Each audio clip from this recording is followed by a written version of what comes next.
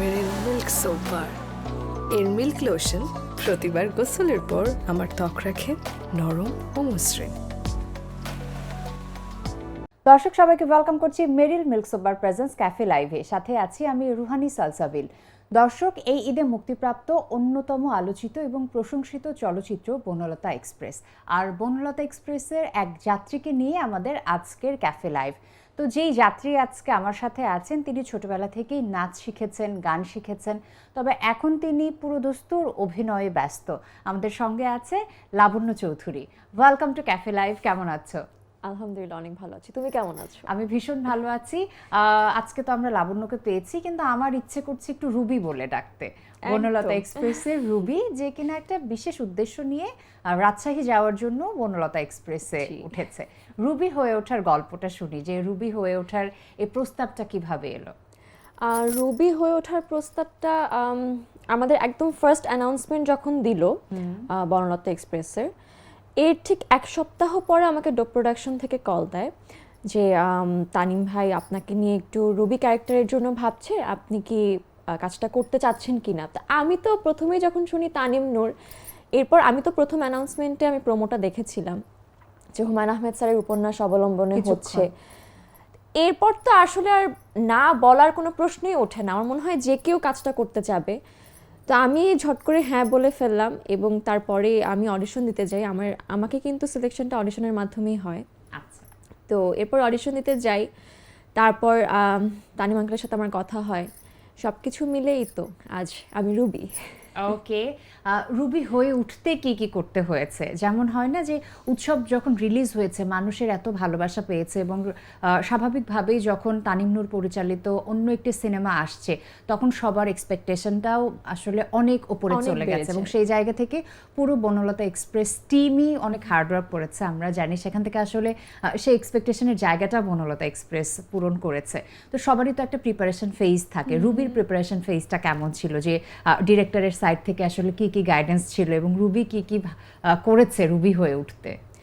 আমাকে আসলে খুব বেশি কিছু করতে হয়নি, কারণ রুবি যেহেতু অ্যাডমিশন স্টুডেন্ট, আমরা যারা দেখেছি এখন অনেকেই জানি। তো আমি নিজেও আসলে অ্যাডমিশন স্টুডেন্ট, যার কারণে আমার খুব একটা যে প্রিপারেশন নিতে হয়েছে তা না। তবে হ্যাঁ, আমরা অফিসে গিয়ে অনেক রিহার্সাল করেছি। আমরা সব আমাদের বগিতে যারা ছিল তাদের সাথে এবং পুরো টিমটার সাথে আমরা পুরো স্ক্রিপ্ট অনেকবার রিহার্সাল করেছি। এবং আমার যে আমরা তিন বন্ধু, আমি, রুবি, জাফর এবং শাকিল, তো এই তিনজনের বারবার অনেকবার রিহার্সাল করা হয়েছিল। এবং আমাকে নিজেও অনেকবার তানিম আঙ্কেল বলেছে যে তুমি কিছু সিনেমা দেখো, যেমন সত্যজিৎ রায়ের নায়ক সিনেমাটা দেখতে বলেছিল। আচ্ছা। এটা আমাদের একটা রেফারেন্স ছিল আমাদের তিনজনের জন্যই, যেহেতু ওটাও একটা ট্রেন জার্নির সিনেমা, তো ওটা আমাদেরকে দেখতে বলেছিল। এবং আমরা নিজেরা প্রিপারেশন নেওয়ার জন্য আমরা নিজেরা অনেক গল্প করেছি আমরা তিনজন, এবং একটা টাইমে মনে হয়েছিল যে ওদেরকে আমি অনেক দিন ধরে চিনি, অনেক কাজ হয়েছে আমাদের, না আমাদের বন্ডিংটাই আসলে এত এত ভালো ছিল ওই টাইমে। তো হ্যাঁ, আমরা রিহার্সাল করেছি, কিন্তু খুব বেশি যে প্রিপারেশন নিতে হয়েছে তা না। ওকে, প্রস্তাব কিভাবে এসেছে জানতে পারলাম, এবং রুবি হয়ে ওঠাটাও শোনা হলো। অ্যাডমিশনের গল্প শুনছিলাম যে বাস্তব জীবনেও আসলে তখন অ্যাডমিশন ফেজটাই চলছিল লাবণ্যর জীবনে বা রুবির জীবনে। তো অ্যাডমিশন ফেজটা কেমন কাটলো? এখন কোথায় ভর্তি হওয়া হলো? অ্যাডমিশন ফেজটা আসলে সবার জন্যই অনেক কঠিন আমি বলবো, এবং এখানে লাকটাও অনেক ডিপেন্ড করে, নিজেকেও অনেক পরিশ্রম করতে হয়। এবং আমার তো একদম যখন বনলতার শ্যুট চলছে তখনই আমার অ্যাডমিশন ছিল। আমার ডিউর এক্সামটা শেষ হওয়ার ঠিক পরে আমাদের শ্যুটটা শুরু হয়। তখনও আমার কিছু কিছু জায়গায় এক্সাম চলছিল, তো আমাকে ওভাবে একটু ডেট কনসিডার করে আমার ডেটগুলো ফিক্সড করা হয়েছিল। আমি দেখা যেত যে সেটে যে পড়ছি আবার শর্ট দিচ্ছি, আবার এসে পড়ছি মেকআপ রুমে আবার যে শর্ট দিচ্ছি, এমনও হয়েছে। আমার জন্য টাফ ছিল, দুটো একসাথে চালাতে হয়েছে। বর্তমানে আমি এখন নর্থ সাউথে অ্যাডমিট হচ্ছি, ইংলিশে। ওকে, আচ্ছা, আমি শুনছিলাম যে নিজের সিনেমা দেখার জন্য রুবি নিজেই টিকিট পাচ্ছিল না। কবে দেখা হয়েছে ফাইনালি? টিকিটটা কিভাবে ম্যানেজ করা হয়েছে? আমি শুধু রুবি না, আমার মনে হয় আমরা কেউই আসলে টিকিট পাচ্ছিলাম না। আমাদের একটা গ্রুপ আছে এই ফিল্মের, তো এই গ্রুপে একদম সবার হইচই লেগে গিয়েছিল যে টিকিট পাচ্ছি না, কিভাবে ম্যানেজ করব, কারণ আমরা সবাই আসলে ফ্যামিলি নিয়ে দেখতে চাচ্ছিলাম, তো এতগুলো টিকিট অ্যারেঞ্জ করা কারোর জন্যই পসিবল হচ্ছিল না। এবং আমাদের অনেক অডিয়েন্সে দেখা যাচ্ছিল যে টিকিট কিনতে না পেরে ফেরত যাচ্ছিল, তো ওটাও আমাদের জন্য একটু কষ্টের ছিল বিষয়টা। তবে হ্যাঁ, আমি নিজেই সেকেন্ড উইকে দেখেছি ফিল্মটা, এবং অনেক কষ্টে, আমরা টোটাল 11 জন দেখেছিলাম, সেটা খুবই কষ্টে অ্যারেঞ্জ করা হয়েছিল। অনেক জায়গায় ট্রাই করেছি, কিন্তু কোথাও না পেয়ে শেষমেশ সীমান্ত সম্ভারে দেখা হয়। ওকে, একটু ছোটবেলার গল্পে ফিরে যেতে চাই। আমরা লাবণ্যকে চাইল্ড আর্টিস্ট হিসেবেও পেয়েছি, ছোট থেকেই আসলে ক্যামেরার সাথে লাবণ্যর প্রেম। প্রথমবার ক্যামেরার সামনে দাঁড়ানোর গল্পটা কি মনে আছে? একদম মনে আছে। আমাদের একটা মার্কস অলরাউন্ডারের একটা কাজ ছিল, একটা প্রোমোর শ্যুট ছিল।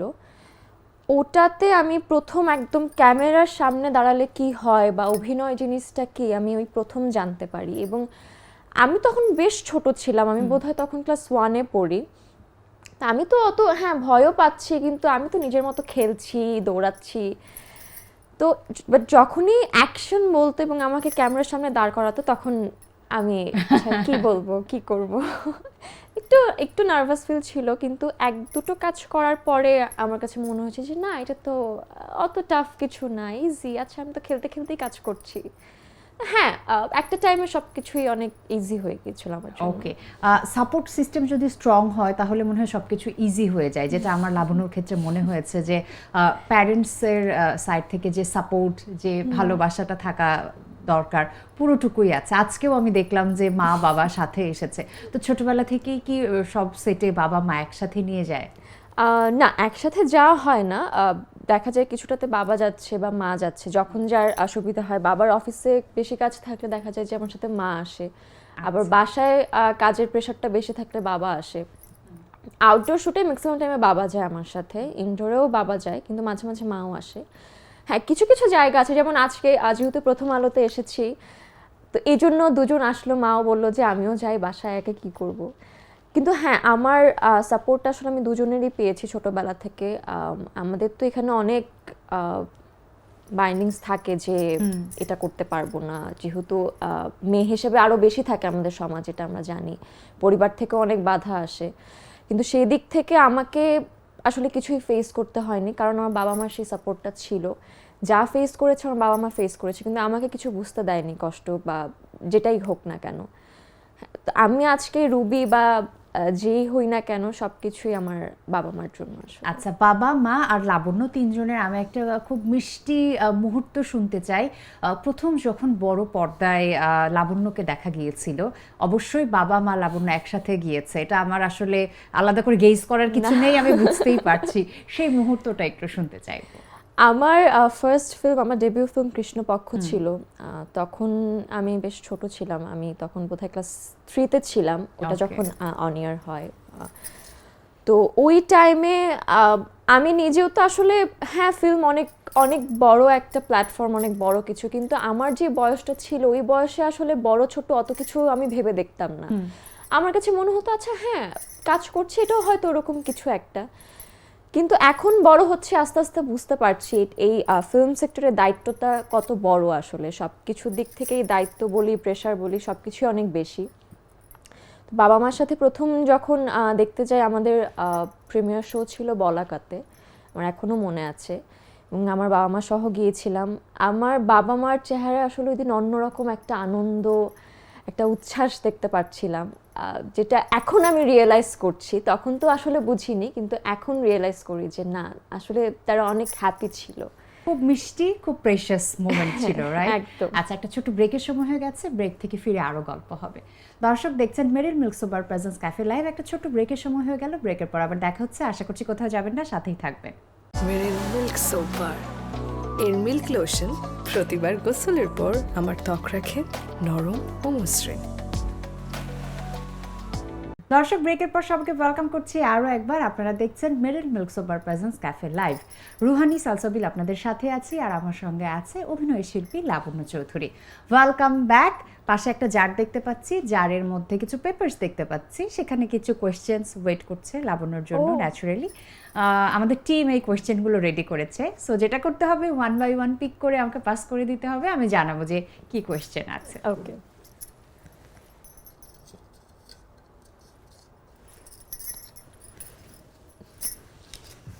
প্রথম কোয়েশ্চেন হলো, শিশু শিল্পী হিসেবে প্রতিষ্ঠিত হলে নায়িকা হিসেবে গ্রহণযোগ্যতা তৈরি করা কঠিন। লাবণ্য কি মনে করে? এটা অবশ্যই আমি বলবো সঠিক, কারণ সবাই আসলে দেখা যায় মিডিয়ার ভেতরের হোক বা আমাদের অডিয়েন্স হোক, শিশু শিল্পী হিসাবে দেখতে দেখতে কি হয়, তাদের মধ্যে ওটাই আসে যে তুমি তো এখনো ছোট, বা মাইন্ডসেট হয়ে যায়। হ্যাঁ, একটা মাইন্ডসেট হয়ে যায় যে ওকে তো এইভাবেই দেখে এসছি আমরা। তো নিজেকে নতুনভাবে প্রেজেন্ট করতে গেলে আমাদের আসলে অনেক স্ট্রাগল করতে হয় যে না, আমিও যে এই ক্যারেক্টারটা করতে পারবো, বা আমাকে দিয়েও, আমি নায়িকা বলবো না, যে কোনো একটু বড় ক্যারেক্টার বলি, সেটা করতে গেলে আমাদেরকে অনেক অনেক বেশি প্রুভ করতে হয় নিজেকে যে না, আসলে আমি পারবো এই ক্যারেক্টারটা করতে, বা আমিও কেপেবল এই ক্যারেক্টারটার জন্য। তো আমার মনে হয় একটু কঠিন। Next one.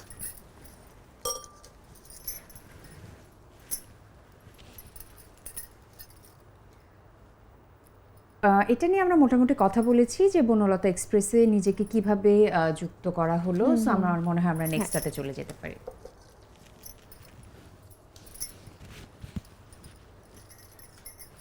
নাচ ও গানের মধ্য দিয়ে সাংস্কৃতিক অঙ্গনে যাত্রা শুরু, কিন্তু এখন অভিনয়ে সব ব্যস্ততা, কেন? কারণ হ্যাঁ, গান শেখা হয়েছিল, সেটা আমার খুব পছন্দের ছিল যে আমার বাচ্চারা গান শিখবে। আমার ভাইও শিখেছে গান, আমরা একসাথেই শিখতাম। কিন্তু আমার পার্সোনালি কেন জানি গান গাওয়াটা পছন্দের না, যার জন্য আর ওটা নিয়ে আগানো হয়নি, সামনে দেখাও হয়নি কিছু। নাচটা আমার নিজের খুব পছন্দের ছিল, আমি খুব ভালোবাসতাম নাচতে, এবং আমি টানা 6 বছর নৃত্যাঞ্চলে নাচ শিখেছি। এরপরে জি, এরপরে জানি না কি মাথায় এসেছিল, মনে হয় ভূত ধরেছিল আমাকে। এরপর ছেড়ে দিলাম, পড়ালেখার প্রেশার সবকিছু মিলিয়ে মনে হলো যে কোন ক্লাস পর্যন্ত শেখা হয়েছে? আমি ক্লাস 6-এ থাকতে ছেড়ে দিয়েছিলাম।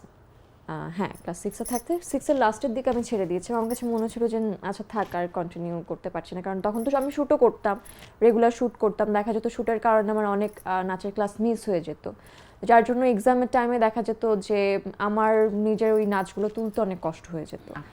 যার কারণে মনে হলো যে আচ্ছা ঠিক আছে, ছেড়ে দিন। আজ তো আমার শেখা হয়ে গেছে। আমার ইচ্ছা ছিল অনেক সার্টিফিকেট নেওয়ার আমাদের স্কুল থেকে বা ন্যাশনালি, যেভাবেই হোক, সেটা আর হয়নি। এখন অভিনয় নিয়ে আছি। ওকে, নেক্সট ওয়ান।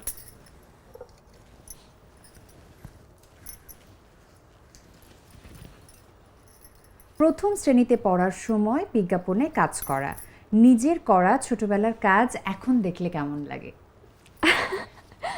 এখন দেখলে কিছুটা অবাক হয়ে যায় যে আমি এখনো, মানে এত বড় হয়েছি, এতদিন হচ্ছে কাজের, এখনো যেমন অনেক নার্ভাস ফিল হয়, তখন এত ছোটবেলায় আমি কিভাবে কাজ করেছিলাম।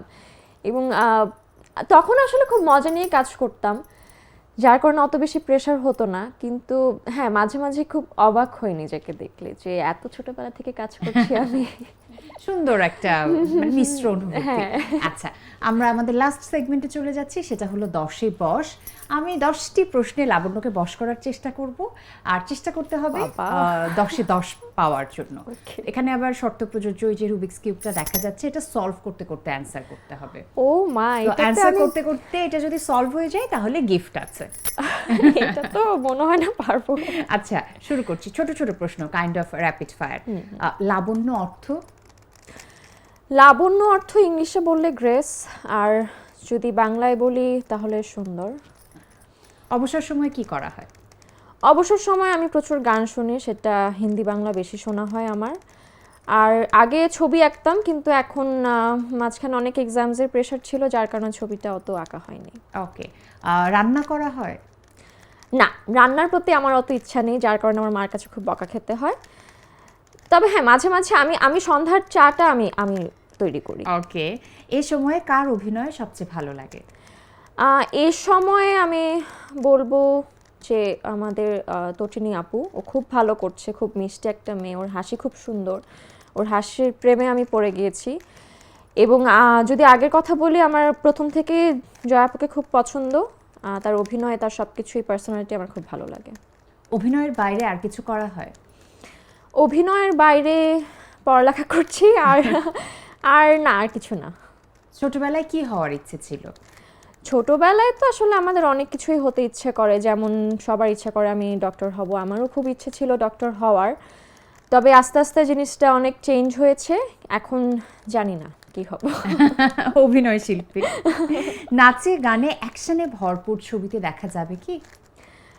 সেটা শিওর না, সেটা আমার ভাগ্যের উপর ডিপেন্ড করছে, এবং আমার স্টোরি পছন্দ হয় কিনা সেটার উপর নির্ভর করে।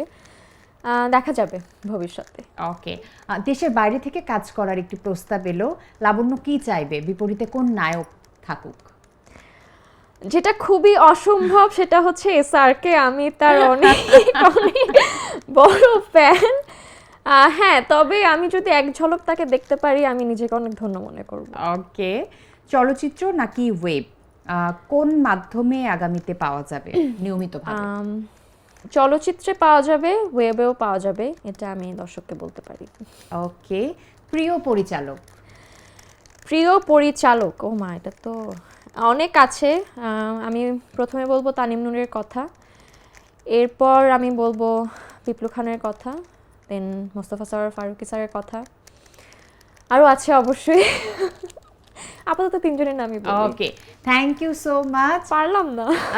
ইটস ওকে, গিফটটা দিতে পারছি না, কিন্তু অ্যান্সারগুলো সুন্দর হয়েছে। Thank তো you. অনেক অনেক শুভকামনা থাকলো আগামী কাজগুলোর জন্য। ভালো থেকো সবসময়। তুমিও ভালো থেকো, এবং মেরিল নিউজ সোপবার ক্যাফে লাইফকে অনেক অনেক ধন্যবাদ আমাকে আমন্ত্রণ জানানোর জন্য, এবং প্রথম আলোকে অনেক ধন্যবাদ, তোমাকেও অনেক ধন্যবাদ। আর আশা করি বনলতা এক্সপ্রেস একেবারে ঈদুল আজহা পর্যন্ত চলতে থাকুক ইনশাআল্লাহ। দর্শকের ভালোবাসায় আমরাও চাচ্ছি সেই পর্যন্ত যাক। Okay, thank you so much once again. বিদায় নিয়ে নিচ্ছি আজকের মতো দর্শকদের থেকে। দর্শক, এই ছিল আমাদের আজকের মেরিল মিল্ক সোপবার প্রেজেন্স ক্যাফে লাইভ। আমি রুহানি সালসাবিল আজকের মতো বিদায় নিয়ে নিচ্ছি। সবাই খুব ভালো থাকুন। ক্যাফে লাইভে আবারও দেখা হবে।